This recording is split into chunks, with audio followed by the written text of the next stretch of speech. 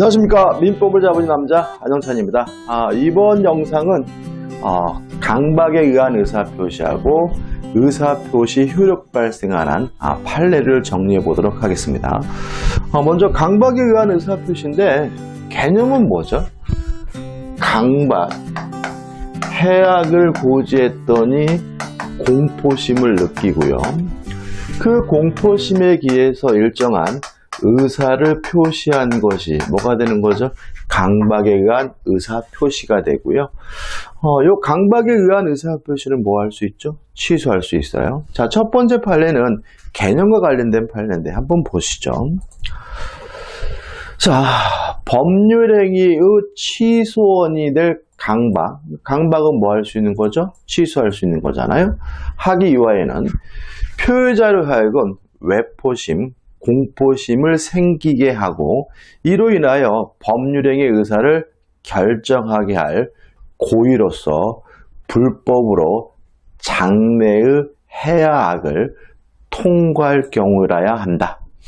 다시 말하면 미래의 해야악, 때려 죽이겠다, 불질러 버리겠다 이런 장래 해야악을 통굴 해야, 고질해야 그것이 강박이고 강박에 의한 의사표시가 된다는 거죠.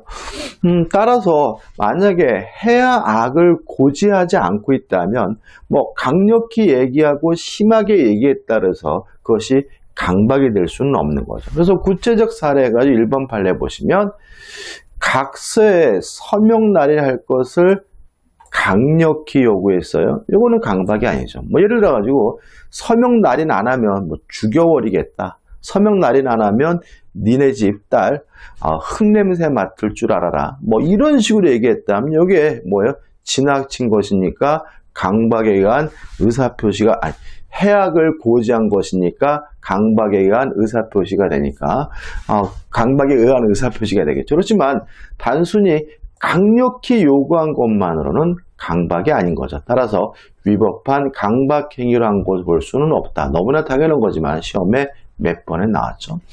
그 다음에 2번 판례를 잘 좀 이해하셔야 돼요. 자, 이게 어떤 문제냐면 강박에 의한 의사표시가 되려면 이 강박이 위법해야 돼요. 위법해야 되는데 이 위법은 비난할 정도이어야 한다. 비난 가능성의 존재를 말하는데 이 강박의 위법성 우리 판례가 둘로 나뉘고 있어요. 첫째, 행위나 수단이 부당하다면 그것이 서로 정당한 이익을 목적으로 한다 하더라도 위법한 강박이 된다는 거죠. 그죠? 예를 들어 가지고 빌린 돈을 돌려받는 것은 정당한 이익인 거죠. 근데 행위나 수단이 부당해요. 너 돈 안 갚으면 뒷바닥에 묻어버리겠다. 이런 식으로 얘기했다면 그것은 빌린 돈을 돌려받는다. 정당한 이익을 취득할 목적이었다 하더라도 행위나 수단이 부당하기 때문에 뭐가 되는 거죠? 위법한 강박이 되는 거고요. 이것도 곱씹어 보셔야 돼요. 이것도 문장으로 나오면 무슨 말인지 모르시는 분이 많더라고. 당연한 거잖아요. 그죠? 근데 반대도 있어요. 행위나 수단이 정당한 경우죠. 정당한 경우라 하더라도 그것이 만약에 부정한 이익을 취득할 목적이라면 위법한 강박이 된다는 거죠. 보통 이제 행위나 수단이 정당하다 할 때 등장하는 것이 뭐냐면 고소, 고발이죠. 무슨 말입니까? 고소하겠다, 고발하겠다고 해가지고 지나치게 많은 합의금을 뜯어낼 목적이었다면 이 고소 고발 자체는 정당하지만 뭐가 된다는 거죠? 위법한 강박이 된다는 거죠. 그럼 판례 한번 읽어볼게요. 자, 일반적으로 부정행위에 대한 고소 고발은 그것이 부정한 이익을 목적으로 하는 것이 아닌 때는 정당한 권리 행사가 되어 위법하다고 할 수 없는 것인 바까지입니다. 그죠? 그러면 요 고소 고발과 같이 행위나 수단이 정당하다 하더라도 무엇을 취득할 목적이면요? 부정한 이익을 취득할 목적이면 위법하다는 얘기인 거예요. 그죠? 자, 이건 뭐냐면 간통을 한 배우자에게 얼마를 뜯어냈냐면 얼마죠? 1억 7천만 원이죠. 그럼 만약에 요 1억 7천만 원이 지나치게 많고 부정한 이익으로 본다면 이것도 뭐가 돼요? 위법한 강박이 되겠지만 우리 판례는 1억 7천 정도는 뜯기는 것은 정당하다고 보고 있거든요. 따라서 상관자의 배우자가 부정한 이익을 목적으로 위법한 강박 행위를 한 것을 볼 수는 없다. 위법하지 않다는 거죠. 뭐 1억 7천 금액이 중요한 것이 아니라 고소, 고발과 같이 행위나 수단이 정당한다 하더라도 무엇을 취득할 목적이 부정한 이익을 취득할 목적이면 위법하다는 거 기억하시고 꼭 그 내용을 이해하셔야 됩니다. 자, 그 다음에 이제 4번 판례인데 강박에 의한 의사표시는 취소할 수 있어요. 근데 조심할 것은 강박 자체가 반사회적인 것은 아니거든요. 근데 이게 일정한 경우에는 무효가 될 수 있는 경우가 있어요. 자, 1번 판례 세 번째 중간부터 보시면 의사표시자로 하여금 의사결정을 스스로 할 수 있는 여지를 완전히 박탈했어요. 자, 우리가 의사능력이라는 말이 있죠. 의사능력이라는 말이 뭐예요? 스스로 의사를 결정할 수 있는 능력이 의사능력이고요. 이것이 결여된 사람을 의사무능력자라고 하고 의사무능력자의 법률행위는 뭐인 거죠? 무효인 거잖아요. 그러면 의사결정을 스스로 할 수 있는 여지를 완전히 박탈한 상태라면 이 사람은 실질적으로 의사결정을 못하는 거죠. 따라서 누구와 다름이 없는 거죠? 의사 무능력자와 다름이 없는 것이기 때문에 이때는 아예 뭐가 되는 거죠? 무효가 되는 거죠. 그래서 우리가 조심할 것은 반사회적에서 무효인 것은 아니에요. 왜냐하면 강박 자체가 뭐인 것은 아니에요. 반사회적인 것은 아니라는 것이 우리 판례의 확고한 태도이기 때문에요. 그런데 의사결정의 자유가 완전 박탈된 상태에 이루어졌다면 그때는 아예 뭐죠? 무효인 이유는 의사무능력자와 다름이 없기 때문에 무효라는 거 주의하시기 바랍니다. 그 다음에 2번 판례인데 자, 이 사람이 지금 소송을 제기했어요. 그래서 뭐라고 중요하냐면 나는 의사결정의 자유가 완전 박탈된 상태였기 때문에 무효라고 주장을 했어요. 이랬을 때 판사가 보면은 결국 판사는 무효냐 유효냐만 판단해 주겠다는 얘기입니다. 무효라는 주자 쪽에 취소하겠다는 의사표시가 포함되어 있다고 볼 수는 없다라는 것이 판례 입장이니까요. 조금 논리 모순인 판례인 것 같은데 그래도 모순되는 것처럼 느껴지는 게 시험에 나오면 틀리게 되니까 주의하시기 바랍니다. 자, 읽어볼게요. 의사표시가 강박에 의한 것이어서 당연 무효라는 주장 속에는 강박에 의한 의사표시므로 취소한다는 주장이 당연히 포함되었다고 볼 수는 없다. 이런 뜻이고 만약에 문제가 나온다면 포함되었다고 볼 수 있다. 그럼 뭐가 돼요? X가 된다는 거 조심하시기 바랍니다. 이건 간단한 거니까 결론만 기억하시면 되겠죠. 그 다음에 적용 범위인데 반복적입니다.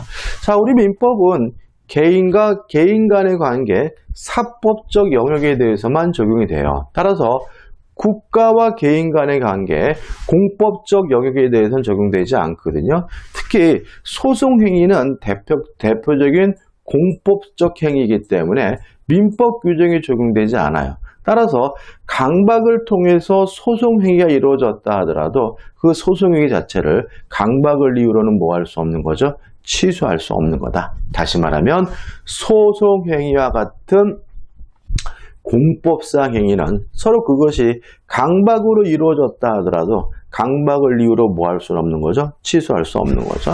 자, 그럼 이 공법상 행위에 관련된 거 다 끝났는데 자, 첫 번째 기억할 것이 뭐였냐면 진이 아닌 의사표시가 관한 민법 규정은 공법상 행위에 적용되지 않는다. 따라서 공무원의 사직서 제출 행위는 항상 유효하다. 그 다음에 두 번째, 사기에 의한 의사표시는 취소할 수 있다는 민법 규정도 공법상 행위에는 적용되지 않는다. 따라서 사기를 통해서 소송행위를 하더라도 소송행위 자체를 사기를 이유로 취소할 수는 없다. 그 다음에 세 번째, 강박에 의한 의사표시가 관한 민법 규정도 공법상 행위에 적용되지 않는다. 따라서 강박으로 인해서 소송행위를 한 경우에도 그 소송행위 자체를 강박을 이유로 취소할 수 없다는 것까지 꼭 기억해 두시기 바랍니다. 그 다음에 이제 의사표시 효력 발생에 관한 내용이죠. 자, 일단 의사표시는 원칙적으로 도달이 되면 효과가 생기잖아요. 도달이 되면 효과가 생기는데 도달이 뭐냐에 대한 개념인데, 일단 우리 판례는 도달이라는 것은 첫째, 상대방의 지배 영역 내에 진입을 하고요. 언제든지 마음만 먹으면 요지 가능한 상태, 알 수 있는 상태에 놓였다면 도달된 것이고요. 아직 상대방이 그 내용을 알지 못했더라도 도달이 되기 때문에 효과가 생기는 거거든요. 따라서 지배 영역 내에 진입하고 요지 가능성이 있다면 상대방 본인이 직접 받는 것뿐만 도달인 것이 아니라 동거하는 가족이나 또는 가정부, 파출부가 받는 것도 뭐가 되는 거죠? 도달인 거죠. 자, 첫 번째 판례입니다. 자, 도달의 의미죠. 의사표시는 사회관념상 채무자가 통지 내용을 알 수 있는 객관적 상태. 이게 뭐죠? 요지 가능성이죠. 따라서 요지 가능 상태에 놓여져 있을 때를 지칭하고 그 통지를 채무자가 현실적으로 수령하거나 그 통지의 내용을 알았을 것까지는 필요하지 않는다. 따라서 요지주의가 아니라 도달주의니까 알았을 것까지는 필요 없고요.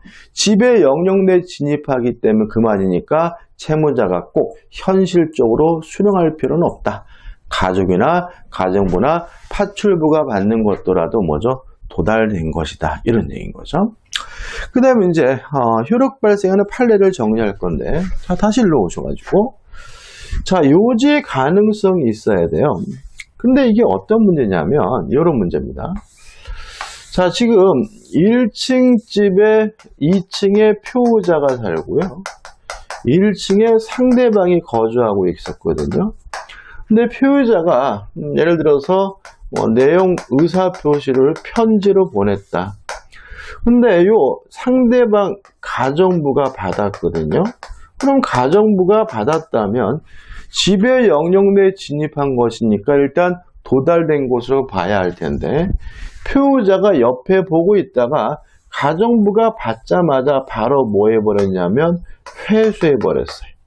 뺏어버렸어요. 그러면 상대방 입장에서는 뭐 할 틈이 없었어요? 읽어볼 틈이 없었기 때문에 요지 가능성이 결여가 돼서요. 이때는 도달되지 않습니다.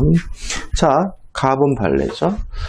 자, 채권 양도 통지서가 들어있는 우편물을 채무자의 가정부가 수령한 직후 한 집에 거주하고 있는 통지인인 채권자가 그 우편물을 바로 회수해버렸어요. 그러면 상대방인 채무자 입장에서는 읽어볼 틈이 없었죠. 요지 가능성이 없었던 거죠. 따라서 뭐가 되지 않습니까? 토달되지 않습니다. 따라서 결론 보시면 통지 내용을 알 수 있는 객관적 상태에 놓여 있는 것이라 볼 수는 없으므로 그 통지는 도달되었다고 볼 수는 없을 것이다 라는 것도 시험에 잘 나오니까 기억해 두시고, 나번 판례는 너무나 당연한 건데 시험에 잘 나왔죠.